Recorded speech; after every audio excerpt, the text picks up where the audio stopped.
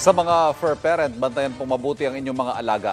Isang aso nakawala sa Quezon City at nakita sa CCTV na karga na ng isang lalaki. Nakatutok si Von Aquino.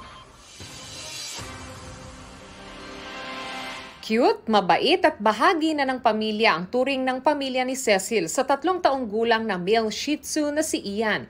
Pero noong October 6, nakawala siya sa bahay ni na Cecil sa Barangay Kamuning, Quezon City. Nung may pumasok po akong relative na hindi taga dito, so hindi niya alam na ganun gumalaw si Ian. Sumalisi po siya palabas. Tapos yung wala pa nga po yung ate ko dito, so walang nakapansin na nakalabas po yung aso. Tapos kayo po nasa work? Ako po nasa work po ako. Mga 3 hours na po bago na-realize na nakalabas na po siya. Hinanap daw nila agad ang alaga at nagkabit ng mga missing posters ni Ian. It's like missing a family member talaga na hindi mo alam saan napunta. So every day na wala, hahanap-hanapin mo talaga. Pumunta rin sila sa mga kalapit na barangay at nag-post sa social media para mahanap si Ian. Nang tignan nila ang CCTV ng Barangay Kamuning, dito na nila nakita ang nakapulot kay Ian.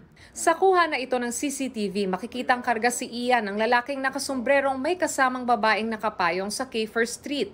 Sunod naman silang makikita na sumakay ng jeep sa Shanghai Street. Panawagan niya sa nakapulot kay Ian. Ako, gusto ko lang po talaga at the end of the day, makuha lang po talaga si Ian. If we have to pay, for example, nabenta na or kung kailangan namin magbigay ng reward, ako po personally, ako yung willing talaga. Kahit hindi niya na po i-identify yung sarili niya, kahit mag-message lang po siya kung paano ko po makukuha yung dog.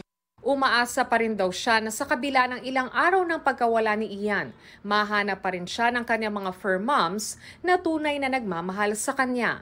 Von Aquino, Nakatutok, 24 Oras.